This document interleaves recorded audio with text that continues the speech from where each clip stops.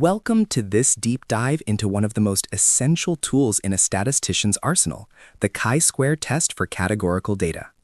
While many statistical tests focus on means and standard deviations of continuous numbers, like height or temperature, the chi-square test is the king of counts.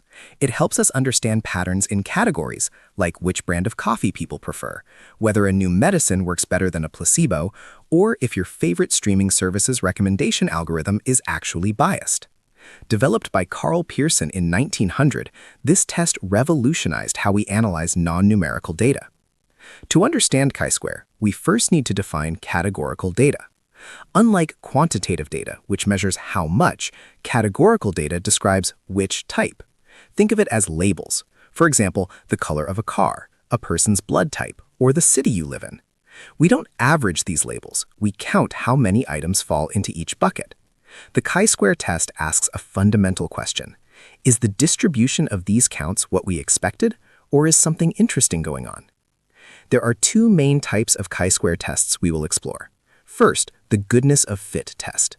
This determines if a sample data matches a population with a specific distribution. For instance, if a company claims their bag of candy has 20% red, 30% blue, and 50% yellow pieces, the goodness of fit test tells us if our specific bag actually follows that rule or if the company is lying. It's about comparing one observed sample against a known theoretical standard.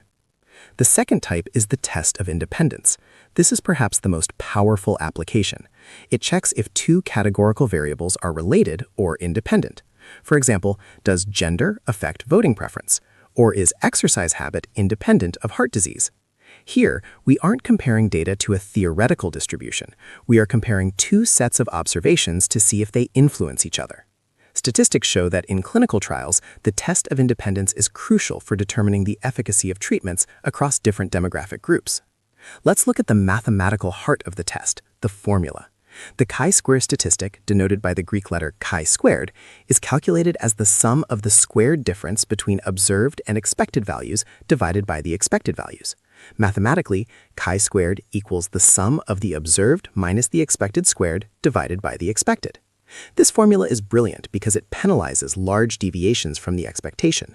Squaring the difference ensures that negative differences don't cancel out positive ones, and dividing by the expected value scales the difference relative to the size of the data. Now, let's visualize the chi-square distribution.